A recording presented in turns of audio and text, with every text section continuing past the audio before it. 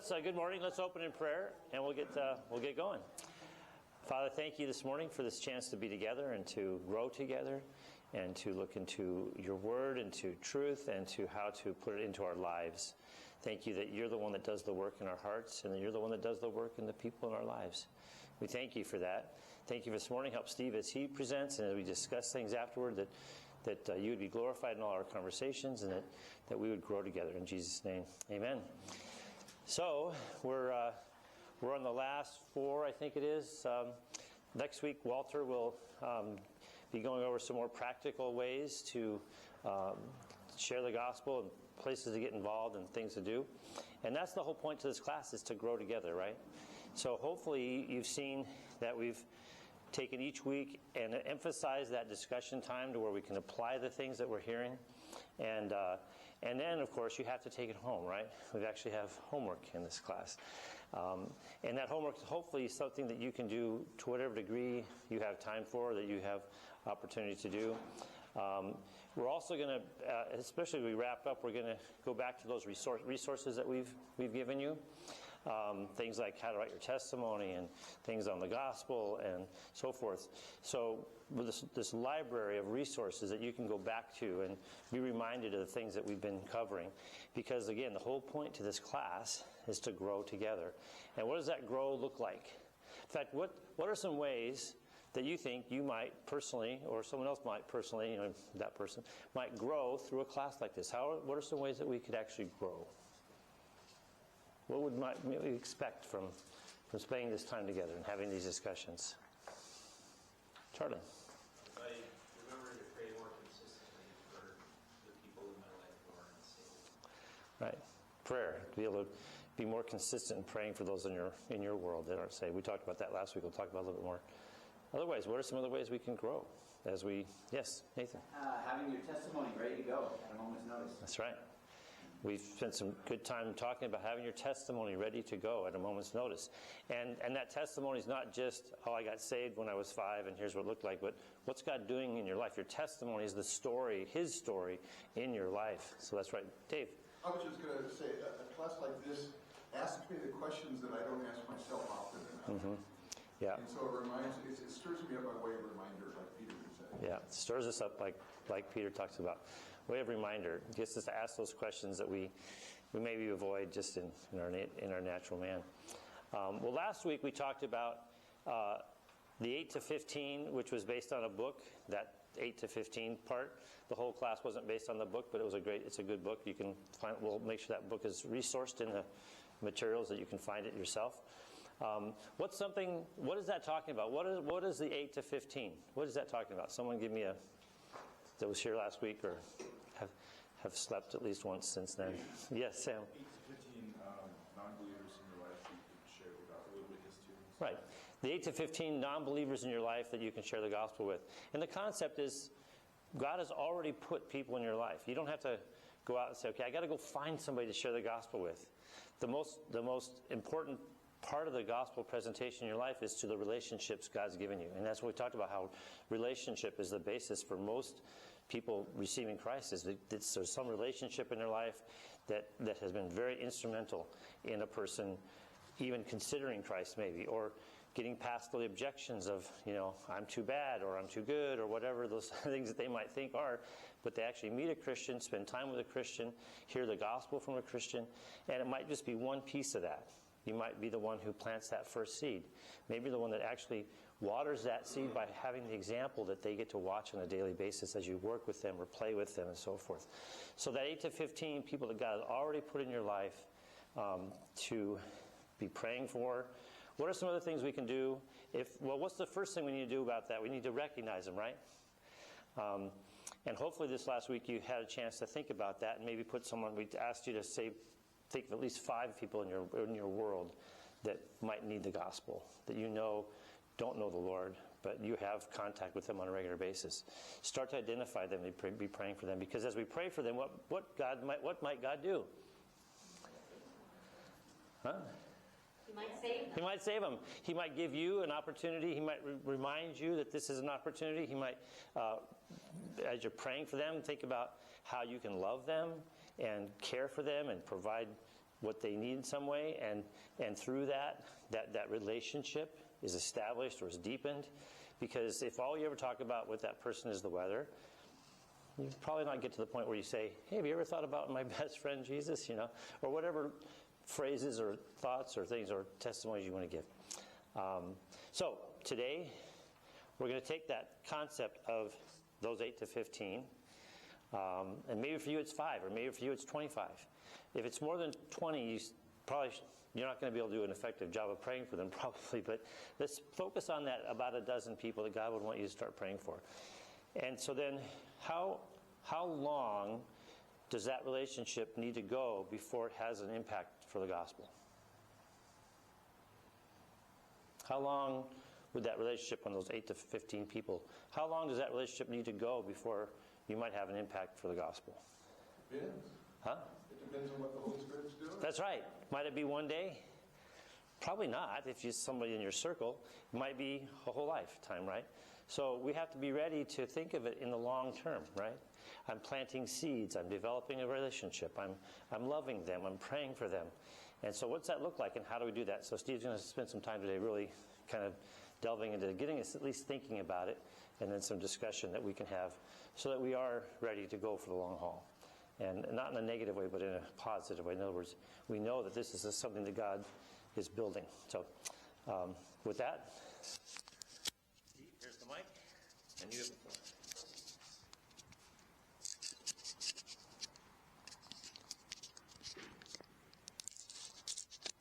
See if this actually clips on. I wore the wrong shirt today.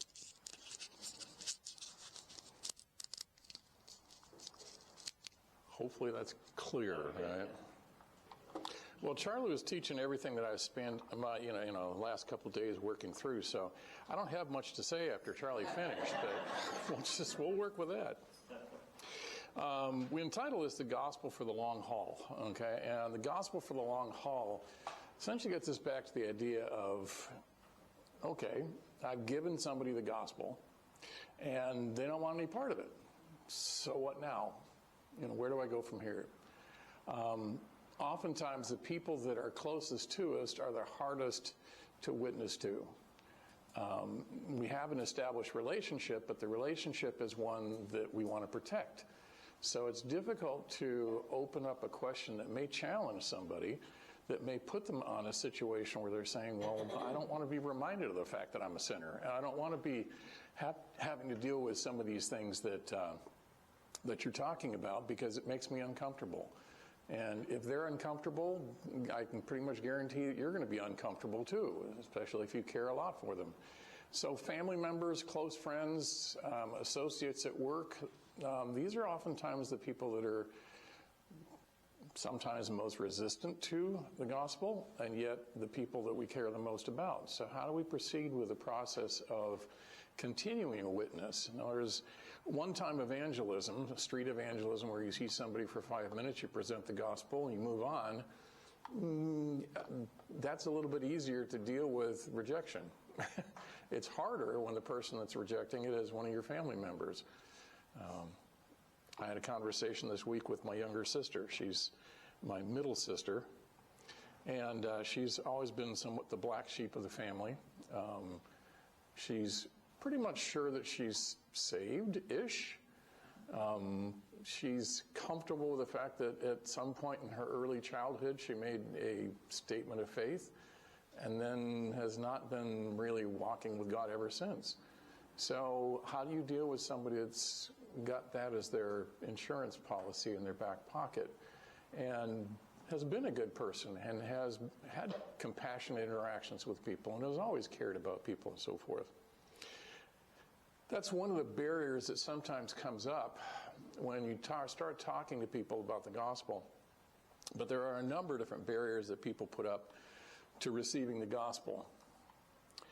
I put some of them on the paper. You can probably, if you have witnessed to people, you probably can think of some of these that you've gotten as a response, and you may add to that list. Let's talk about some of the barriers that people put up.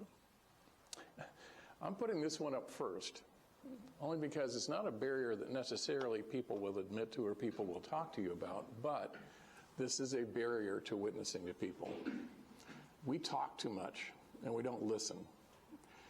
words, the effective testimony to somebody requires me to know who they are and what their real issues are. In other words, what are the deals that they're dealing with in life? If this is one of my 5 to 12, my 8 to 15, the numbers of people that I'm close to, I should know their life well enough to know that everybody has issues that they're wrestling with. If I'm sensitive enough and listen to that, not only do I get their story, but I also get essentially what their needs are. And God will sometimes utilize that, my familiarity with who they are and what they're facing in life, to open a door. And I've got to be ready to walk through that door when it opens. And sometimes I can give it a gentle push. I can push on that a little bit. I did with my sister this week. Her husband has been facing a series of heart attacks. And mortality becomes a lot more real when you've had 5 heart attacks.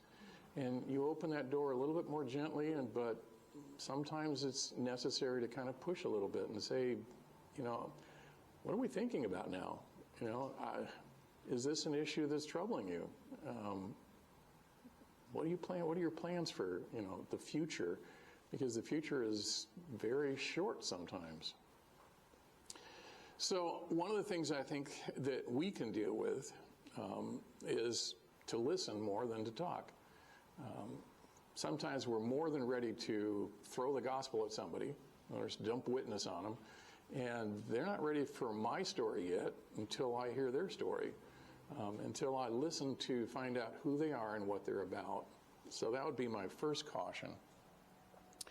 But there are other ones that are more related to essentially the barriers that people put up, sometimes when they just don't want to talk about something, sometimes when they want to say, go away and don't bother me right now, whatever it is. Some of these are barriers that are, I would say, more legitimate than others, and you're going to have to be responsible to kind of think through the reaction that somebody gives you. When I was teaching senior Bible at Oaks, where I'm employed, one of the things that I had to listen to carefully was the doubts that people raised or the questions or the pushback that they gave me is sometimes a smokescreen. Sometimes it's, I don't want to talk about this right now. I'm hungry. I got to go get lunch. Okay, so it's like, okay, don't have time, Barry, Sometimes a question that gets raised or a barrier that's put in my way is a real legitimate question that they have.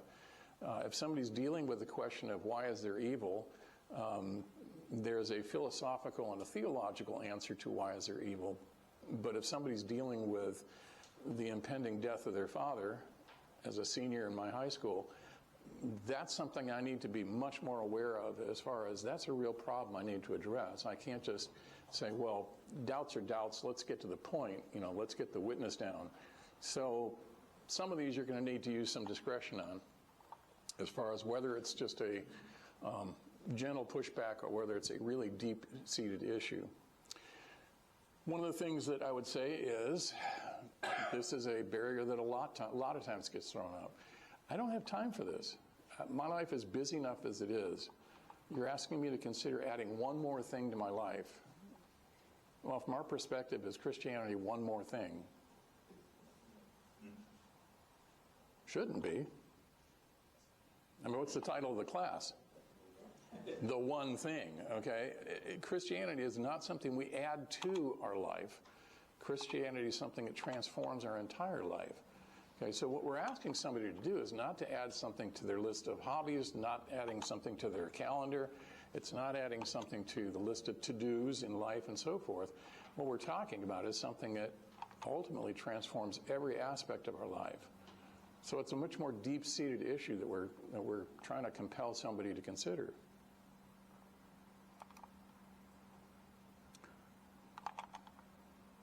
Pretty flat out, right? People love what they do. I don't want to become a Christian because I know I'm sinning and I like what I'm doing. Get out my face. If I have a problem, it's only a problem for you. It's not a problem for me. I love this stuff. Or they don't even consider it a sin. Oh, yeah.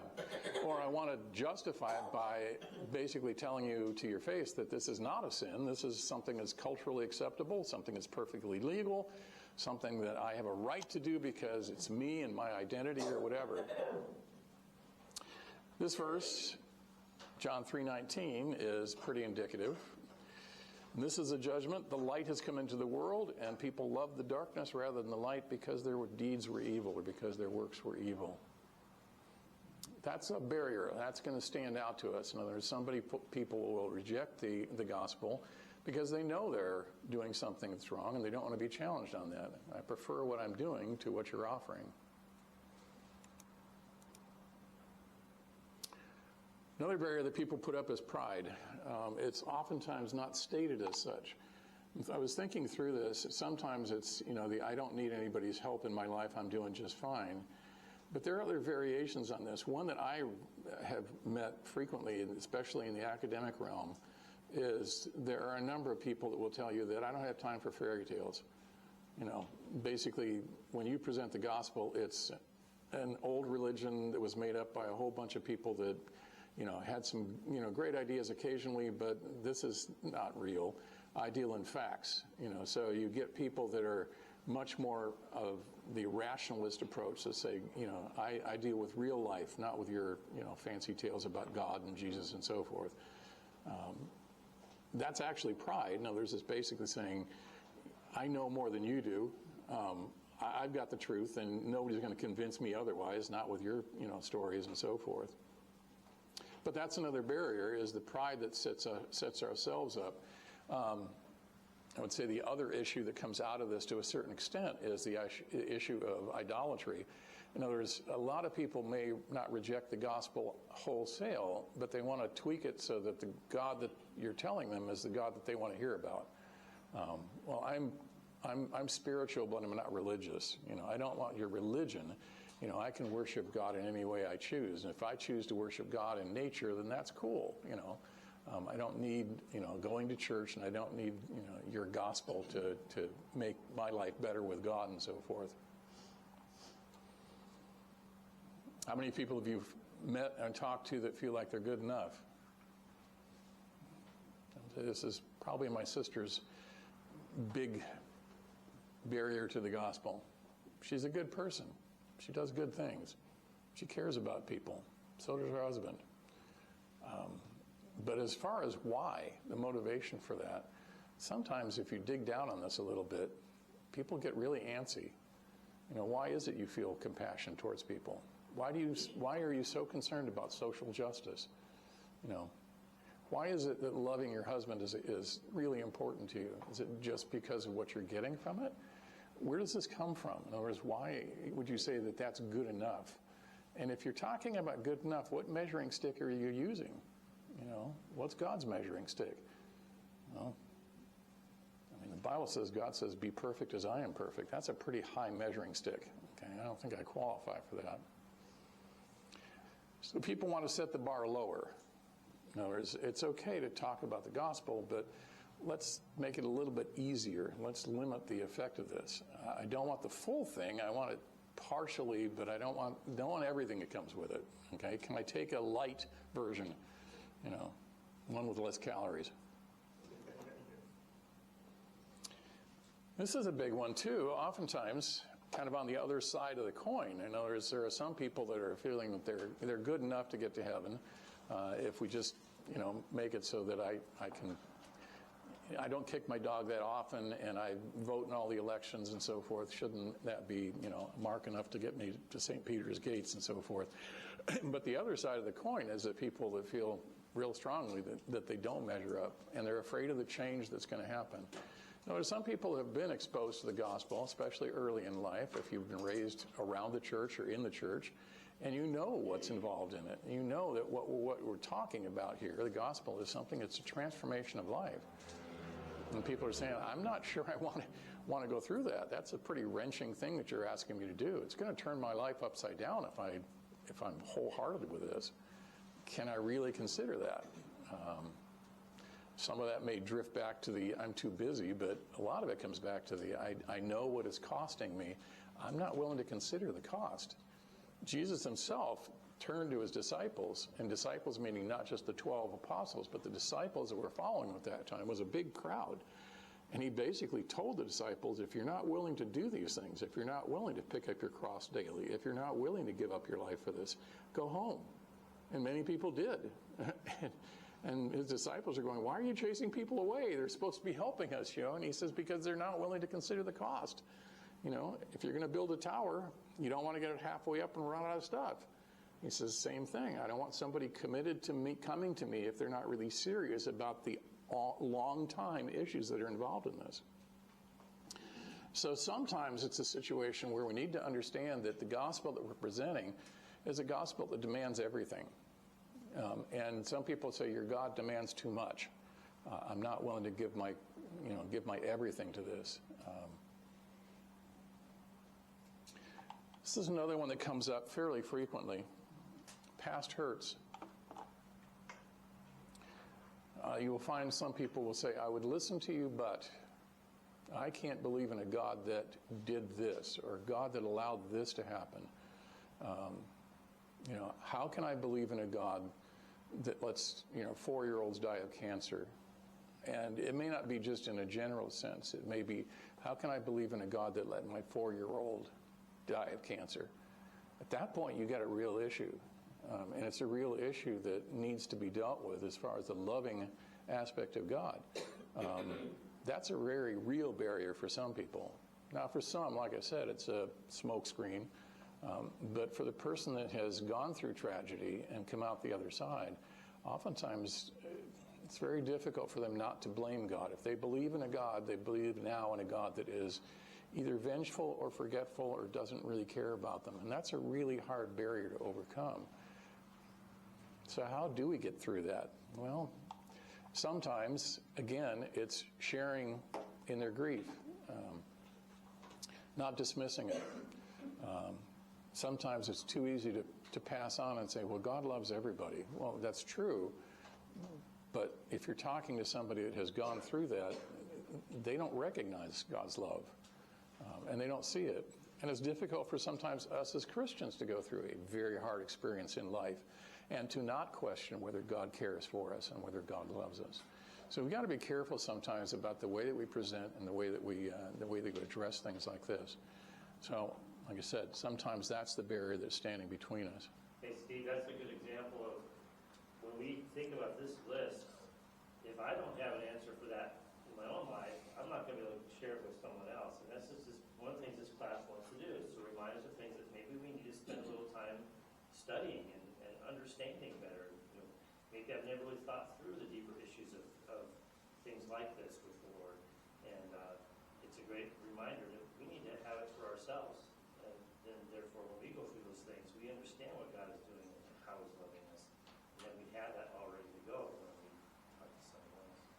I think one of the benefits of the church as a whole is that if we aren't talking too much, if we are listening, we will listen and hear to other people's experiences that if I haven't gone through a tragedy like that, losing a child, somebody in my church probably has. Somebody in my extended church family has probably wrestled with this. And when I find out those things, it may give me a deeper insight into the way that God works us through these things. Well, this one in particular is the hardest one for me to respond to. Are we going to have a chance, or could we talk about how others do respond? That's one of the questions I had on here. So yeah, when you get to the discussion, that's one of the things to think through. I think it was John Stott, but I'm not sure, who said, people don't care what we know until we know that we care. Yeah. And that takes our time. It's not something we can just, oh, I'm really sorry, and then walk away. It's got to be ongoing. Nobody wants to be seen as a project, right? If I truly care about them, my love has to come through. And if I love somebody, I deeply grieve when they grieve. And I rejoice when they rejoice, And if I'm sharing that with somebody that I've gone through that with them, and they know that I care, it doesn't come across as hollow as it would if it's coming from somebody that's just, giving them the platitudes, giving them the, the empty words and so forth. Here's another barrier. Christians behaving badly. Not necessarily us, but everybody's got a story of well, what about the, and then you can, list the, pastor of question, the group that, turned them off, whatever it is. And this is another one that's very difficult to address sometimes. You're representing to them essentially the thing that maybe challenged them in the past in a bad way and totally, tweak their mind or tweak their emotions in such a way that they're not ready to listen to you because of something somebody else has done. Or hopefully not, but something you've done. That's a little bit easier to address. I mean, if you're addressing something that somebody else has done in the past, oftentimes it's really difficult to, hike back into history and deal with things. But this is another thing that we need to be conscious of, is our behavior, corporately or individually, represents Christ. Somebody said, we may be the only Christ they ever see.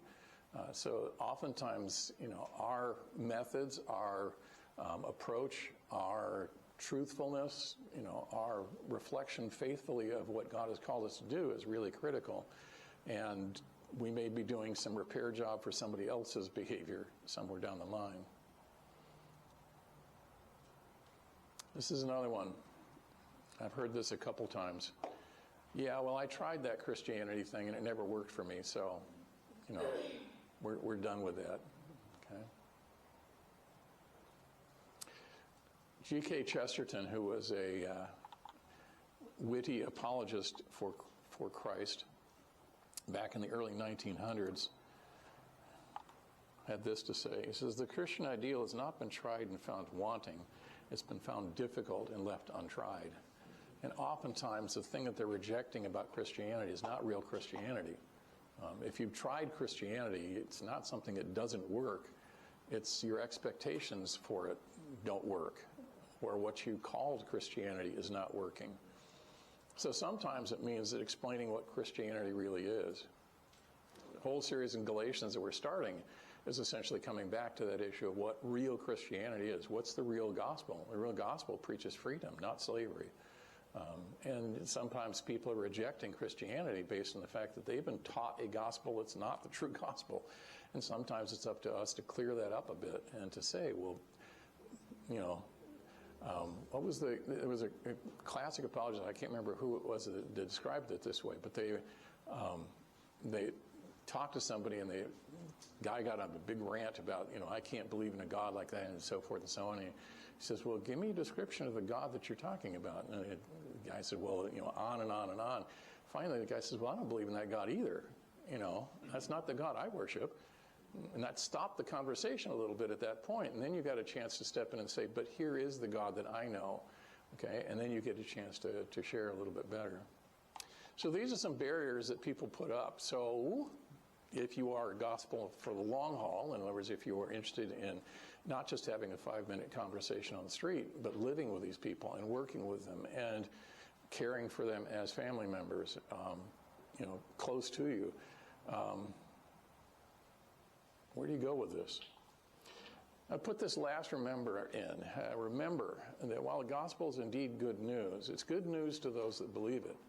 But for those that reject it, it's not good news. It's condemning. So understand that what you're presenting has a sharp edge to it. Okay? So sometimes the gospel is going to make people uncomfortable and should. Nate's talked a lot about pushing to the point of recognizing their sin. That's one of the issues that you have to include in the gospel. It's not all, well, here's the good news, you can go to heaven and life will be wonderful and so forth. But the bottom line is, there's a hard edge to that. If there is a heaven, and if justice is served, then there must be a hell. Okay? And that's not what people necessarily want to hear sometimes. So if I honestly care for the people I'm witnessing to, I can't just shake the dust off my feet and walk away. When Jesus was talking to the disciples and he said, you walk into a town, they reject your message and so forth, shake the dust off your feet, leave and go to the next town. Which is maybe good advice in that situation, but not really good advice if it's a family member. I can't just say, well, sorry, hell is yours, on we go. Next, that's not a really good approach. So if I do really care about them, now what?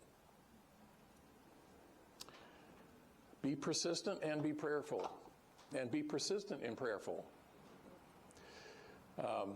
Jesus himself told a parable about the persistent widow that was trying to get a judge to rule in her favor, and she kept plaguing him and plaguing him. And Jesus described the judge as somebody who didn't care about what people said and didn't care about what God cared about.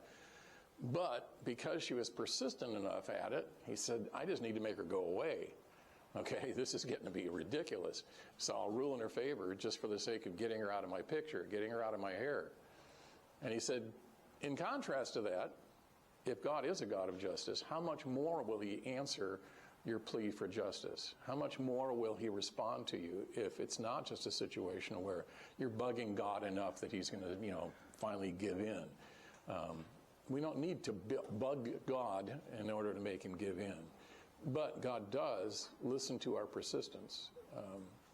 And it's important for us to maintain the level of confidence that God will respond. Another verse that came to mind was this one.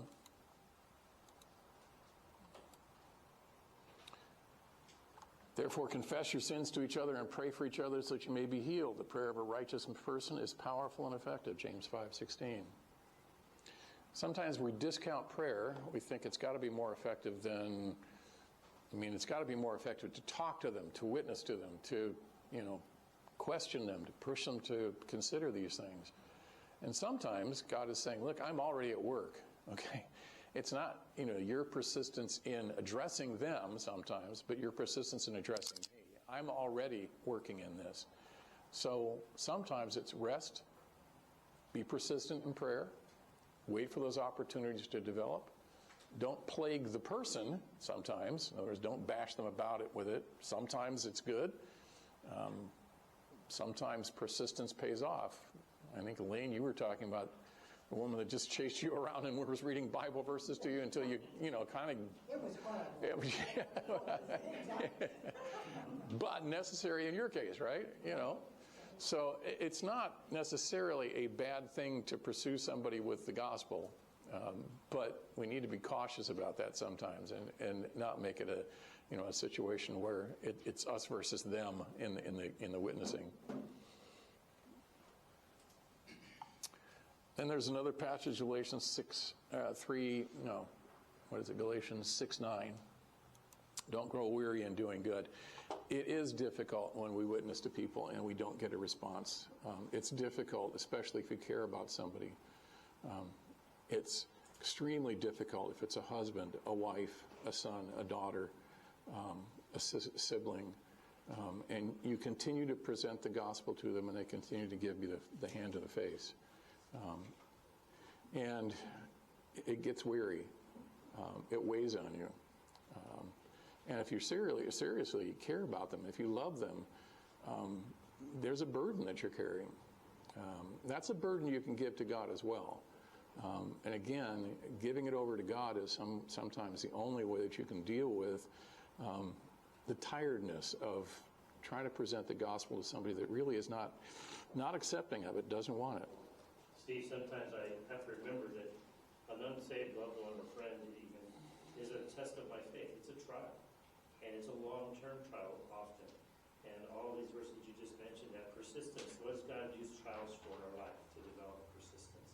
And so that's something we should keep in mind, that this is a trial. It's a test of my faith. Am I going to trust God to do what he says to do, which is to persevere, to persist, and to love them in the long term? And know that even if I never see the fruit, I'll see fruit in my own life of persistence. One of the things we deal with that God says, the trials that I give you are going to produce patience, right? Patience with ourselves, patience with the other, patience with God himself. Patience is one of those virtues that really doesn't develop unless we are persistent, unless we're dealing with something like this. I would say the strongest support that you can give to the truth of the gospel is your personal witness by how you live, okay? It's really difficult to talk to somebody about something that you haven't experienced or that you're not dealing with yourself. We said that the gospel is something that transforms our lives. Romans 12:1 and 2 makes that very plain. Therefore, I urge you, brothers and sisters, in view of God's mercy, to offer your bodies as a living sacrifice, holy and pleasing to God. This is your true and proper worship. It's asking a lot. In other words, again, count the cost. In other words, know that what you're presenting is something that calls us to do this, so that the person on the other end may not be ready for this yet. They may not think they are, but they need to be. If they're going to jump into Christianity, if they're going to jump into God's arms, God will honor that, but it is going to mean a transformed life. It says, don't conform to the pattern of this world, but be transformed by the renewing of your mind. Then you will be able to test and approve what God's will is, the good, pleasing, and perfect will. So it is something that we're asking a lot of somebody to do. It's not a simple prayer of, a few sentences, and then God loves you and we're on our way. It is something that means a huge change, a huge transformation in life. For some people, that transformation is shocking and immediate. For many of us, in my own case, I cannot look back and pin a particular point in time to when I was actually saved. In other words, my salvation experience was a gradual one. It came up from being born into the church, so to speak. I was born into a Christian family, raised by a pastor. I was in church from birth on, and never had one of these long spells where I rejected the faith and ran away and so forth. My story is quite a bit different from a lot of people's, but it is a living testimony to the faith that God allows us to grab onto. Each of us is going to be called in a different way. One of the things I would say is that if we are consistent in our testimony, the first thing is to be real. When we're witnessing, we can't afford to be faking it. It's not fake it until you make it. Okay, this is one where you can't pull that. Okay, if I don't have a real testimony of what God's doing in my life, and if I'm not living that out, then there's no sense in me going to somebody and trying to present the gospel to them. God can work through damaged goods. In other words, God does work with us as individuals that have our flaws and so forth. But if I'm not real about who I am and about the issues that I face, they're not going to listen to me very well. And I need to be consistent. Not perfect, but consistent. And I think the last thing is be different. There needs to be something about you and the way that you live your life. There is something about me that stands out. What that is different for different people. But oftentimes the thing that will trigger the conversation is the recognition that something about you is not what they expect. Something about you is different from the other people in their lives that are running around that don't have the gospel that you have. Good place to start is fruits of the Spirit in Galatians. If you think back to all the fruits of the Spirit, those are the things that will set you apart from the rest of the world, because they're only the fruits of the Spirit. In other words, if we don't have the Spirit in our life, these are not things that are going to characterize our life. But if we are living in the Spirit, these are the things that are going to stand out. These are the things that will show up to people.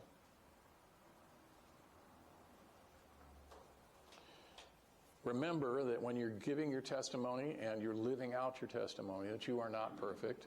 That's easy to remember for most of us. It's a good reminder, though, to just walk into situations knowing that your flaws may be evident to somebody.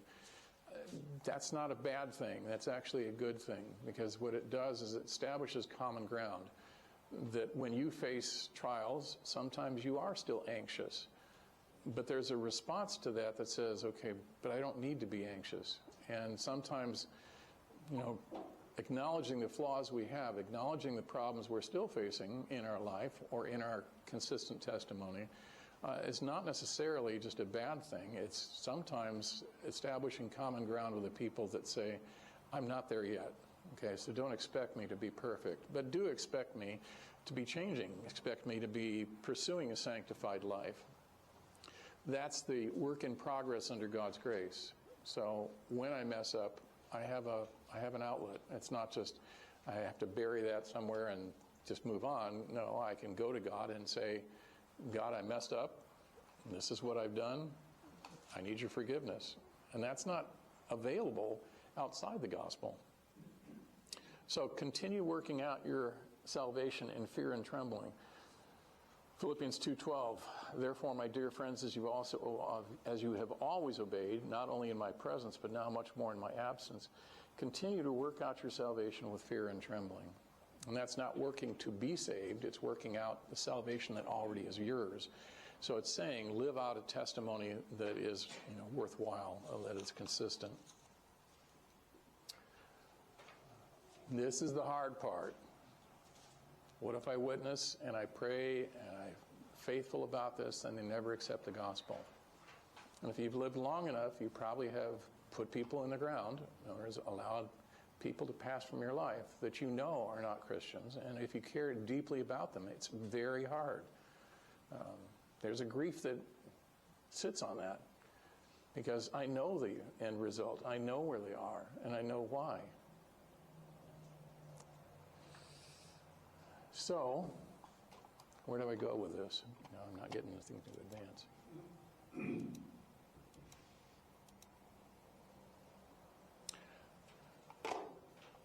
This is something that I think God has been teaching me, especially as I grow older. Success is the American dream. It's not the kingdom. God doesn't say, "Welcome to your reward, O successful servant." He says, "You're good and faithful." What God calls us to is not to win every battle. He's already won those, okay? It's not to notches on my gospel belt, okay? As hard as it is sometimes, we want success. We want to win. We want to get the right result. And sometimes our role is to be faithful. Now, Charlie mentioned this already, but sometimes our role is to plant or water and not harvest. Paul talks about it in 1 Corinthians 3:7. The Corinthian church he was already struggling with were starting to break into factions and starting to group themselves behind their favorite preacher, their favorite pastor, their favorite teacher, or whatever. And he said, look, all of us are preaching the gospel, And if I didn't get you saved when I was in Corinth, that's not a big deal to me. Somebody did, okay? If it was Apollos or if it was, Peter that, you follow, okay, that's great. So neither the one who plants nor the one who waters is anything. Only God who makes things grow. So sometimes recognize that your faithful witness is not going to show up in your lifetime or in your, purview. Some people move away and you never find out what happens to them.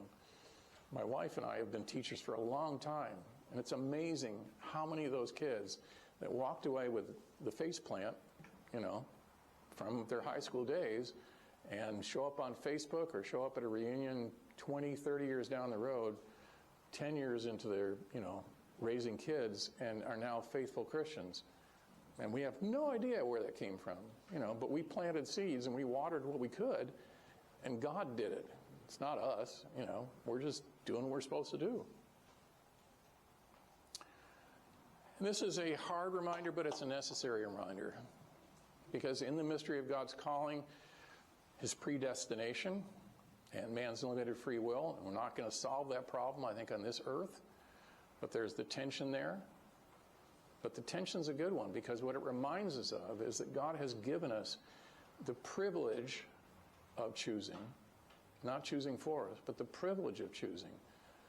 And the responsibility that comes with that of choosing individually. That's not something I would take away from anyone. God created us as individuals, and each individual has to be honest before God. So sometimes my best desire for somebody is not where their life is going to end up, where their life is going to go. Sometimes that can leave me with pain. And that's, again, a very hard thing to wrestle with. But I have to come back to the issue of this is how God created us, and this is why God stepped in and saved us with the salvation that He offers through Christ, is because we are given that choice.